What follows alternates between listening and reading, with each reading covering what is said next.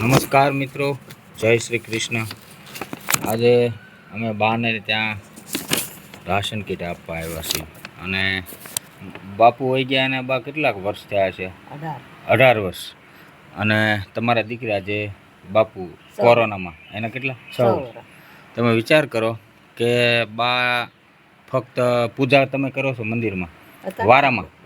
હા, 2 ભાઈઓ છે, એક બાપુ આ માતાના જેઠ અને એક બાપુ, તો બંનેના શિવ મંદિરમાં વારા હોય છે. 6 મહિના બાપુનો વારો, વરસ દિવસનો બાપુનો વારો, વરસ દિવસ માતાનો એનો વારો હોય છે.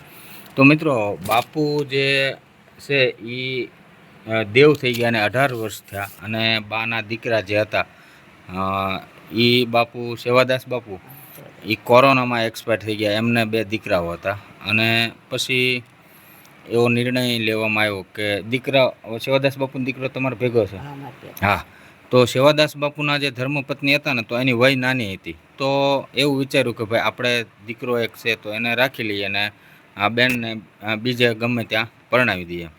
તો તમે વિચાર કરો, 75 વર્ષ, કેટલા 65 કે 75 આસપાસ વર્ષની બાની ઉંમર છે. એમના દીકરા એક્સપાયર થઈ ગયા છે, એમના પતિ એક્સપાયર થઈ ગયા છે, અને દીકરાનો દીકરો છે એમને અત્યારે બા ભણાવી રહ્યા છે. તો આમ એનું જીવન ગુજરાન ચાલે છે. તો મારું કહેવાનો હેતુ એવો છે મિત્રો, આપ સૌ જે મદદ કરતા હોય છો ને, એ આવા પરિવારો સુધી આપણે પહોંચાડતા હોઈએ છીએ જેને અત્યંત જરૂર હોય છે. અને બીજું, હવે બાથી તો કામ શું થાય? આ 75 વર્ષની ઉંમરે હું તમે સમજી શકીએ છીએ, પરંતુ થોડો ઘણો ગામ લોકોનો સપોર્ટ અને જ્યારે 1 વર્ષે મંદિરમાં જે વારો આવે સેવા પૂજાનો, તો એમાંથી મળીને બધું ભરણ પોષણ ચાલતું હોય છે. તો આપ સૌને એ જ અપીલ છે કે અમને તમે જો આમનામ સપોર્ટ કરતા રહીશો તો આવા પરિવારો સુધી આપણે પહોંચવાના પ્રયત્નો કરતા રહીશું.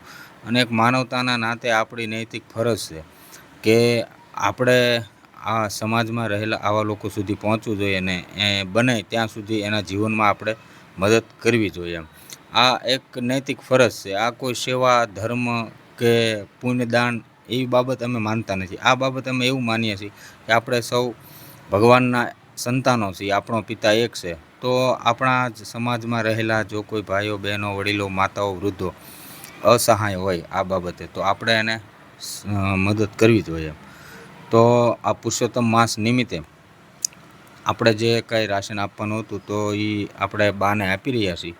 અને બા, આ રાશન અમારા મિત્રો દ્વારા અમને મળે છે. તમારે જે કાંઈ આશીર્વાદ આપવા હોય એ એને આમાં આપો. વાહ, આશીર્વાદ તમને બાપા, જાજા જાજા મારા બાળકોના બાળકો છે બાપા, મોટા કરું છું.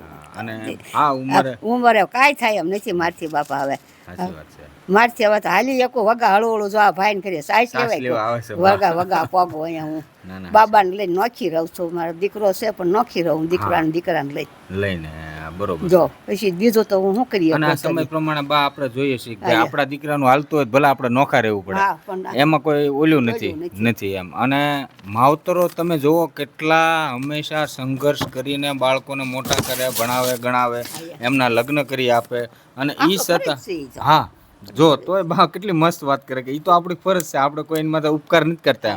તો બા, મને વાત યાદ આવી, તમે કીધું ને, તો આ વસ્તુ છે ને એ અમે તમારા માથે કોઈ ઉપકાર નથી કરતા, કોઈ એહસાન નથી કરતા, તમારી કોઈ સેવા નથી કરતા. તમે જેમ કીધું ને કે આપણી ફરજ છે, તો અમે આ કામને એ જ રીતે દ્રષ્ટિએ જોઈએ છીએ. આ અમારી ફરજ છે, અમારા માવતર છે, તો આપણાથી થાય ને એ મદદ કરીએ છીએ. અને અવારનવાર અમને જો આવા કોઈ સહયોગી મિત્રો મળતા રહેશો તો આપને અમે મળતા રહીશું. આપની જરૂરિયાતો હશે એ પ્રમાણે અમારાથી જે કાંઈ થશે ને એ મદદ કરવાનો અમે પ્રયત્ન કરશું. અમે વચન નથી આપતા કે તમારું બધું હાંકી દેવું કે કરી દેવું, હા, પણ અમે એવું ધ્યાને રાખશું કે તમારો પરિવાર છે તો મહિને, 2 મહિને, 3 મહિને જે કાંઈ અમને કોઈ આવો જો સંયોગ મળતો રહેશે તો તમારે ત્યાં અમે આવતા રહીશું અને મદદ કરતા રહીશું. તો મિત્રો, તમે જુઓ બા કેટલા રાજી થઈ ગયા, કારણ કે ગીતામાં ભગવાને કહ્યું કે હું હરેકના હૃદયમાં વસેલો છું. આપણે મંદિરમાં જઈએ તો એ કૃષ્ણ મળવાનો છે, ને આ બાના હૃદયમાં છે ને તો એ કૃષ્ણ છે. મારામાં તમારામાં એ કૃષ્ણ છે, એક જ છે. પરંતુ હું સર્વશ્રેષ્ઠતા કોને આપું છું આ સમાજમાં કે મંદિરોમાં દાન કરો, પૂન કરો, કોઈ મને ઇસ્યુ નથી, મારે એના જોડે કોઈ વિરોધ નથી. પણ આ જગતમાં સર્વશ્રેષ્ઠ કામ કરવું હોય તો અબોલ જીવ માટે અને સમાજમાં રહેલા, પીડાઈ રહેલા માનવ માટે. તો એનાથી ઈશ્વર રાજી થતો હોય રાજી છે. છે એમાં ના નથી. એમાં ના નથી. આપણે આપણા શાસ્ત્રોને માનીએ, આપણા ધર્મને માનીએ, બધાને આપણી માનવું. સંસ્કૃતિને માનીએ, આપણા સાધુ સંતો, હા, આપણા ધર્મના આગેવાનો, મહાપુરુષો બધાને માનીએ.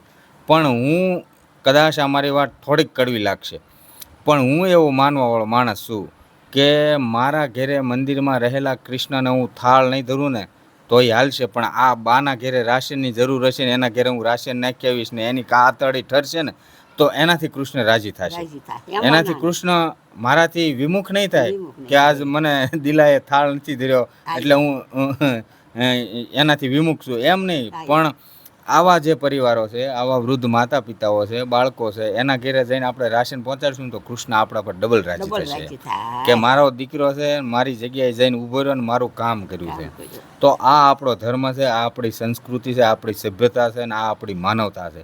તો મિત્રો બને ને, હું એમ નથી કહેતો કે અમને મદદ કરો, પણ બને ને તો તમારી નજરમાં આવા કોઈ બા હોય, પરિવાર હોય, વૃદ્ધો હોય, અબોલ જીવો હોય, બાળકો હોય ને એને જરૂરિયાત હોય ને તમે ખાલી એક એને પાણીનો ગ્લાસ પાઈ શકો કે એક ટાઈમ જમાડી શકો ને તો એ બહુ મોટું કામ છે. તો પુણ્ય અમે છે. આ પુણ્ય છે. તો આ અમારો વિડીયો છે ને એ અમારા માટે સાર્થક થયો ગણાશે. જો મિત્રો કામ સારું લાગે તો વિડીયોને શેર કરો, લાઇકને શેર કરો, લાઇક શેર કોમેન્ટ અને પોસ્ટને વધુ લોકો સુધી શેર કરો.